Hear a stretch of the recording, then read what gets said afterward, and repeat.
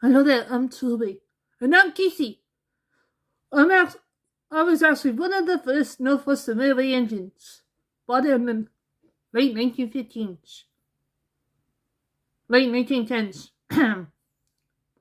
I wear number 20. And Toby wears number 7 because he was the 7th engine. When I first came to Soda, I had no number. Oh, I just blew my engine history. Who cares? Laughed Toby. Yeah, who cares? Yes, me and Casey will be done down the road in the engine histories series. When? We can't say. But just down the road. Or down the rail, rather. Today is something me and Thomas have done before. We have reacted to Victor Tanzik. Well, now that we're going officially in order with this episodes, we're watching Prejudice. Casey, do you have any idea what Prejudice is? Oh, when other people think they're better than others. Excellent, said Toby. History lesson for you. You're not better than anyone else. Anyway, let's get started. Stop.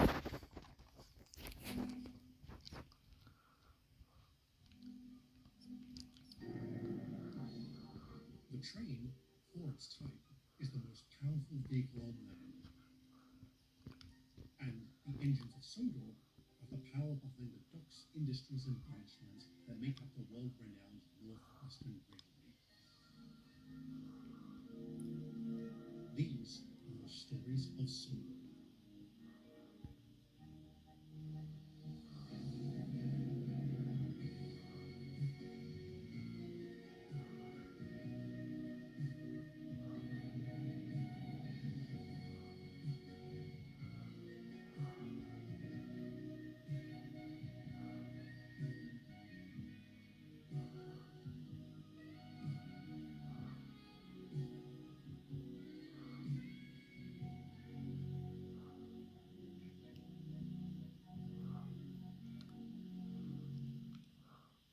There are few words in existence with as many ugly connotations as prejudice. Throughout history, this negative noun has reared its ugly head and has caused more than its fair share of problems. And I'm sorry to say that it does occur among non-faceless vehicles too. Mostly, the prejudice comes from newer generations who think themselves superior to their predecessors. And sometimes it originates from vehicles who think their standing is higher simply because they carry out more prestigious jobs. Well, it's not every day that our passengers arrive with an entourage, or that they are personally greeted by Mr. Starr. Probably because it's not every day you receive a visit from Lord and Lady Whiteadder. As in Lord Richard Whiteadder, the pilot, the very same.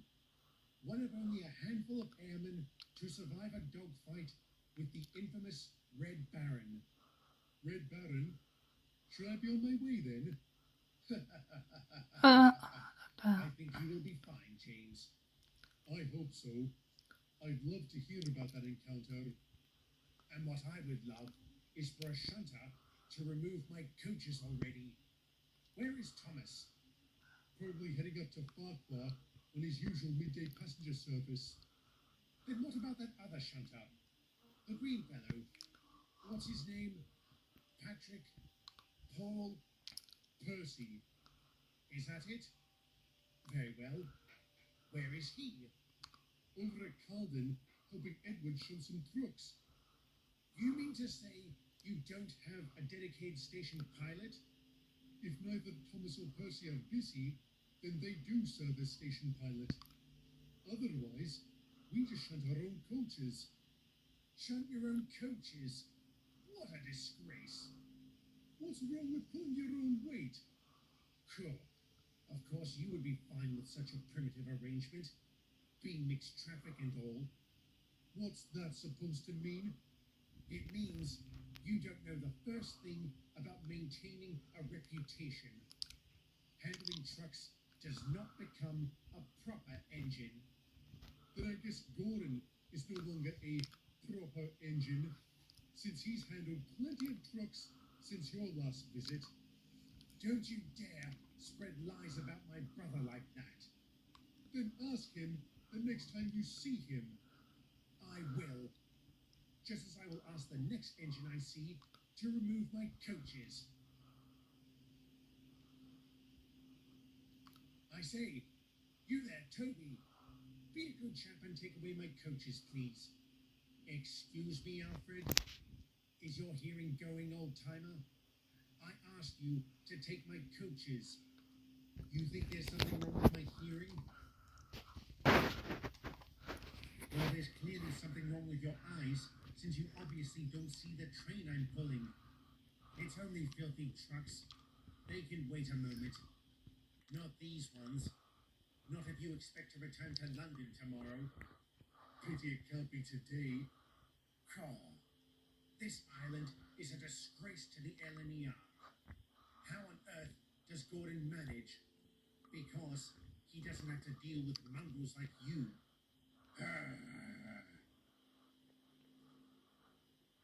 Toby said what? He called me a mongrel.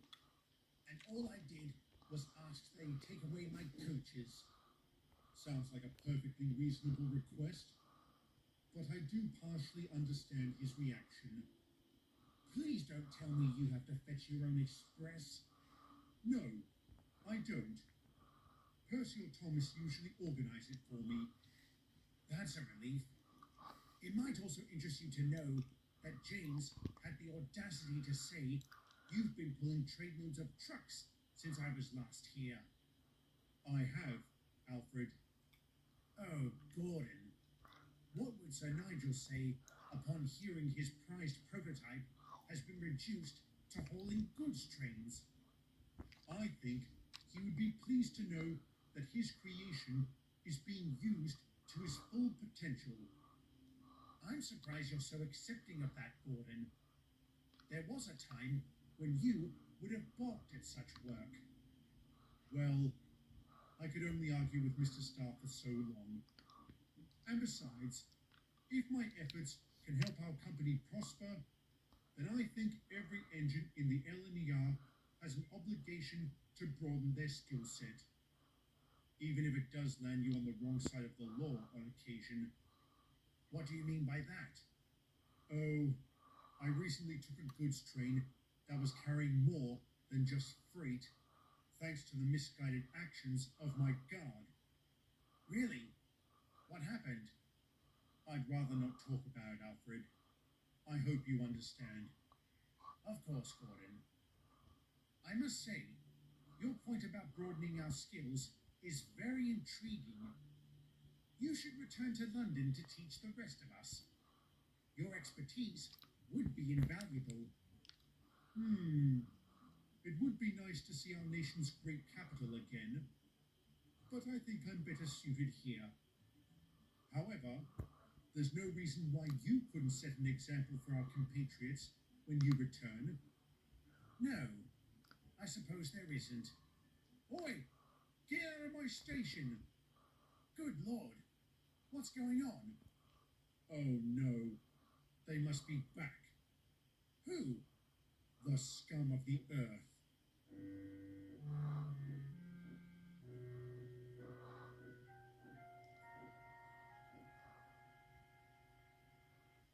If I've told you mugs once, I've told you 1,000 times.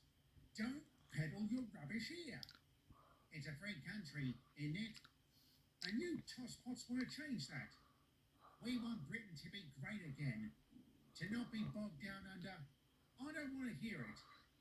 Your group is on thin ice as it is. One call from me to the coppers and you're done. Now, get out. You come round again, I'll chuck you on the bloomin' tracks. Rule Britannia, Britannia rules the waves. Britons never, never shall be slaves. Good grief, Gordon. Who were those ruffians? Members of the British Union. Oh no. You have them here too? Unfortunately, the opportunistic vermin moved in last year when the island was in the midst of a bevy of strikes. They're a pest to be sure. I can remember back when they were called the BUF. They had quite the following in London's East End. How? I'll never know. I revere democracy as much as anyone else, but sometimes its overly tolerant nature is too easily exploited. Germany's current government is living proof of that. Yes, indeed. But if I had to pick between the ideologies of Germany, Russia, or Britain, I'll remain with good old Blighty every day. Britons, never, never, never shall be slaves. Hear, hear. The political party that was the British Union might not sound like much, but I suspect you'll change your mind when I tell you that when the group was first founded in 1934, it went by a different name, the British Union of Fascists. And it was very much a far right-wing organization, one that would garner much support throughout its existence. At its peak, the party boasted around 50,000 members. Though that number had dropped to around 20,000 by 1939, it was still a force to be reckoned with, one that wormed its way onto Sodor. If you recall from my story about the strikes, you might also remember Skarloey telling Thomas about rumblings among the workers at the Boxford Ballast Mine and the docksides of Ben Glass. As it turns out, this disquiet had nothing to do with labour relations. Men of the British Union, sometimes called black shirts because of the uniforms they used to wear, had started spreading their nonsense about the Skarloey Railway, taking advantage of the intense unrest of the island's workforce. While most would ignore their anti-Semitic, isolationist rantings, I'm sorry to say that some would listen, and that it was only a matter of time before things took a serious turn. What did you just call me? I'm so sorry, David. It just slipped out. Rubbish. I know you've been hanging around with those black shirt prats. Have you been spying on me? Some of the lads told me about it. I was prepared to tolerate it, so long as it didn't interfere with your work. Clearly, that was a mistake.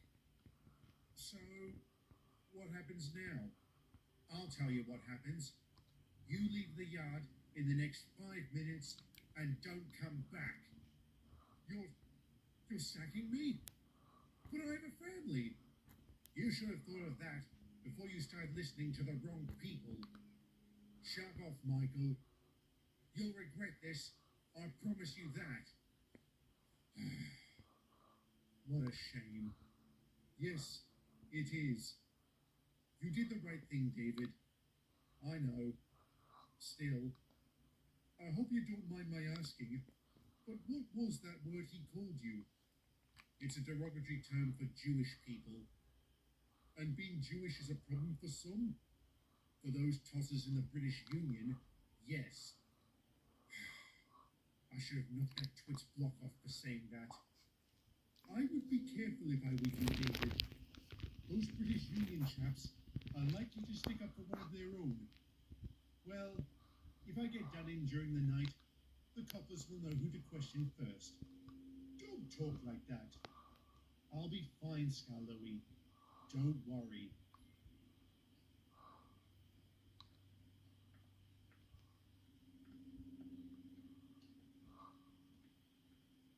Excuse me, Gov. You got the time? Sure. It's around...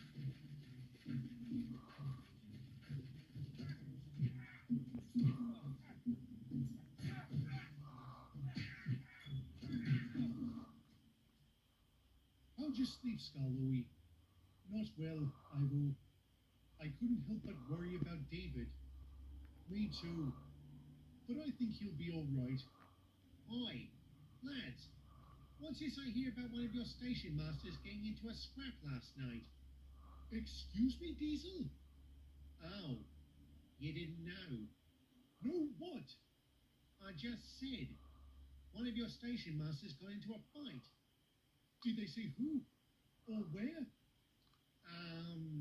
David somebody? Up at Sudwin. I knew it! I warned him about those confounded black shirts. Black shirts? Is the British Union still skunky about your railway? Why are they picking on you? I don't know. Frankly, I don't care why. If they start attacking our friends, they'll be in for a world of hurt. Let's just hope David's in a position to see that. Indeed.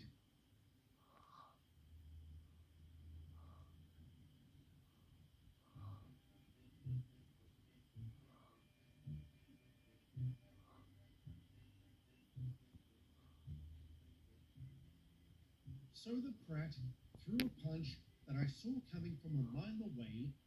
I stepped sharply to the side and got a clear shot at his left temple. One sharp jab, and down he went like a ton of bricks. Then his mate comes at me, so I drop him with a haymaker. The last one came charging at me like a bull, so I used his momentum to throw him straight into the silly twit who asked me what the time was. You're not telling porkies, are you, Dave? I know you used to box, but still, no porkies, Gus. Hand to God, it's the truth. And I'm very happy that is the case. Ah, good morning, Scarlowy. How are you? Better know that you're all right. We heard about your little scuffle at Cruven's Gate. Taking on 4 men all by yourself? That's amazing. They were idiots, the lot of them. I mean, why would you try and mug a bloke around the corner from a police station? But I don't think I should be so smug. Not when I'll have to front court next week. What? Why?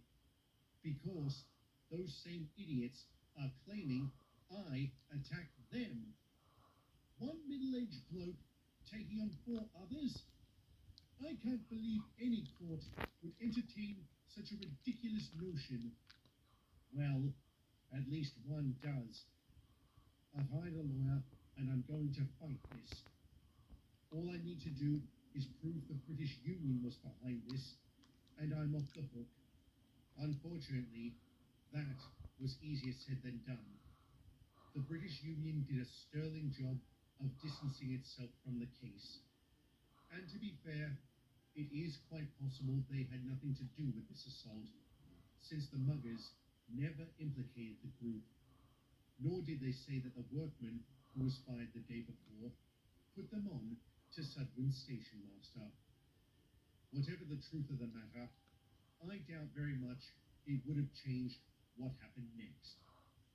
David Becker successfully defended himself, and each of his attackers got 8 years inside.